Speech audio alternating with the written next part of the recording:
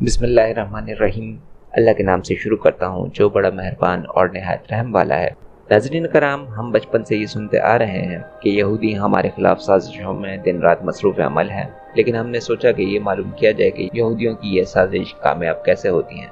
नाज़रीन कराम, जब हम इस खोज में लगे तो हमें अंदाज़ा हुआ कि हम खुद उनकी साजिशों का हिस्सा हैं। वो चाहते हैं कि हम कारोबार ना करें, नौकरी करें, तो आज हमारा पढ़ा लिखा तबका भी नौकरी को तरजीह देता है। वो चाहते हैं कि हम अपना रिवायती लिबास तर्क कर दें। आज हमारे बाज़ दीनदार घरानों में भी पैंट शर्ट को स्टेटस सिंबल समझा जाता है।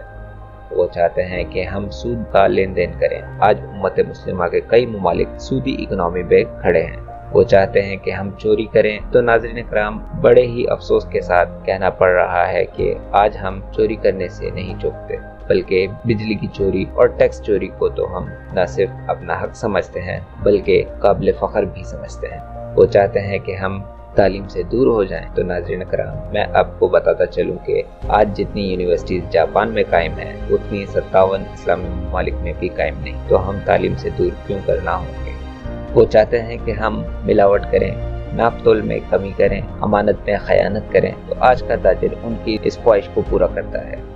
वो चाहते हैं कि हम वो देखें जो वो दिखाना चाहते हैं। तो आज हमारे टीवी चैनल सुबह शाम बेहयाई के प्रोग्राम दिखाते हैं, जिसमें देवर भाभी का चक्कर चलता है तो किसी में ससुर बहू का चक्कर चलता है। और अफसोस सद अफसोस, ये ड्रामे हमारे मुल्क में टॉप ट्रेंडिंग होते हैं। वो चाहते हैं कि हम कभी यकजान ना हो और आपस में लड़ते रहें। तो हम उनकी ख्वाहिशात पे अमल करते हुए कभी शिया सुन्नी के नाम पे लड़ते हैं, तो कभी सिंधी पंजाबी पठान के नाम पे लड़ते मरते हैं।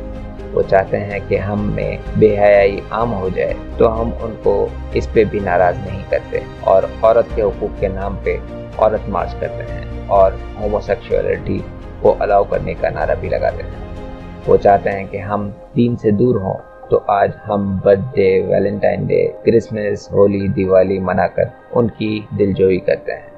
वो चाहते हैं कि हम अपनी अफवाज के खिलाफ खड़े हों, तो हम इससे भी नहीं चूकते। वो चाहते हैं कि हम अपने बुजुर्गों की इज्जत और एहतराम ना करें और वो माँ बाप जो हमारी तालीम और तरबियत के लिए कसर उठा नहीं रखते, उनको ओल्ड होम में डाल देते हैं। एक अंदाजे के मुताबिक पाकिस्तान के मुख्तलिफ ओल्ड होम्स में हज़ारों बुजुर्ग अपनी ज़िंदगी की आखिरी अय्याम गुजार रहे हैं और वो ये सोचने पर मजबूर हैं कि हमसे क्या गलती हुई है कि हमें आज ये दिन देखना पड़ रहा है। यहूदो नूदो नसारा चाहते हैं कि जब वो किसी इस्लामी मुल्क पर हमला करें तो किसी इस्लामी मुल्क से मुखालफत का सामना ना करना पड़े।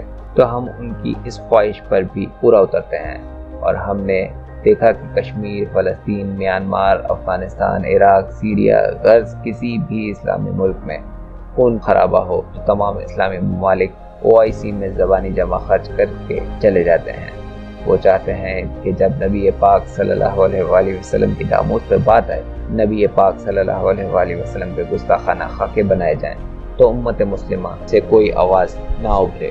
तो आज आलम इस्लाम में ऐसा ही होता है और अगर किसी ने नबी पाक सल्लल्लाहु अलैहि वसल्लम की नामूस की खातिर आवाज़ बुलंद की तो मुसलमानों की सफ़ों में मौजूद मीर जाफ़र और मीर सादिक जैसे लोग उसे मनसब से हटाकर अगयार को ये पैगाम देते हैं कि उनकी साजिशों को पाया तकमील तक पहुँचाने में हम उनका भरपूर साथ देंगे। नाज़रीन कराम, जब हमारा तर्ज अमल ये होगा तो यहूदी और नसरानी क्यों कर अपनी साजिशों में कामयाब नहीं होंगे। मेवन टीवी के मौजूद दोस्तों, अब ये बात गौर तलब है कि नबी पाक सल्लल्लाहु अलैहि वसल्लम, जिनका लक़ब सादिक और अमीन था, उनकी उम्मत आज इस नहज पे कैसे पहुंची। तो नाज़रीन कराम, जब ईस्ट इंडिया कंपनी ने बरसगीर में अपने कदम जमाना शुरू किए तो लॉर्ड मिकाले को ये देखने के लिए बरसगीर भेजा गया कि यहाँ ख्वानदगी का रेट कितना है। तो लॉर्ड मिकाले ने बरसगीर के अवाम पे रिसर्च की और अपनी रिपोर्ट में लिखा कि बरसगीर में 99% लोग ख्वानदा हैं, हत्ता कि उस वक्त स्कूल्स का वजूद नहीं होता था।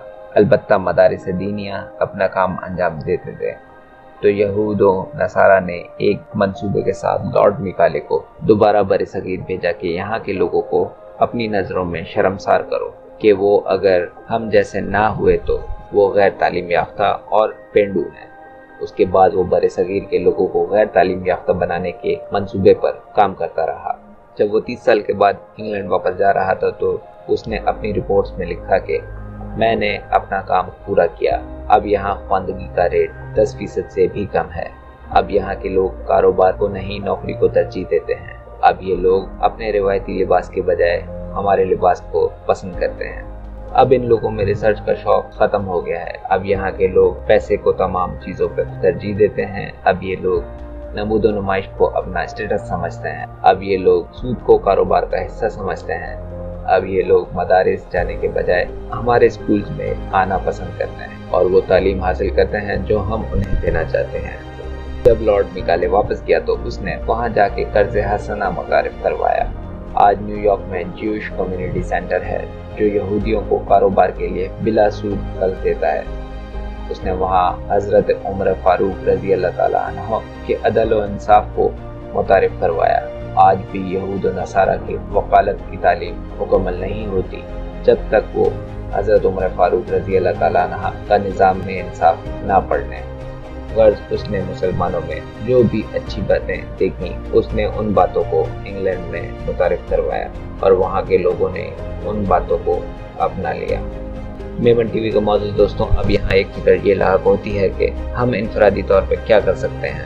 ہمیں کسی بھی ایسے شخص یا جماعت کی حمایت نہیں کرنی چاہیے جو یہود و نصارہ کے ایجنڈے پہ کام کر رہی ہو۔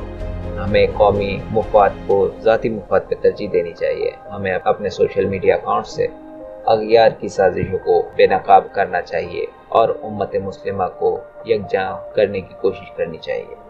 ہمیں فرقہ واریت میں نہیں پڑنا چاہیے۔ غرض ناظرین کرام، ہمیں انفرادی طور پر اپنا محاسبہ کرنا چاہیے۔ ہمیں ہر وقت یہ یاد رکھنا چاہیے کہ اللہ رب العزت کی ذات ہمیں دیکھ رہی ہے اور وہ ایک نہ ایک دن حساب ضرور کرے گی۔ میمن ٹی وی کے معزز دوستوں، اس کے ساتھ ہی اپنے ہوسٹ محسن چیلی کو اجازت دیجیے۔ اگر آپ نے ابھی تک ہمارے چینل سبسکرائب نہیں کیا تو ہمارے چینل کو سبسکرائب کیجیے اور بیل آئیکن کو دبانا نہ بھولیں۔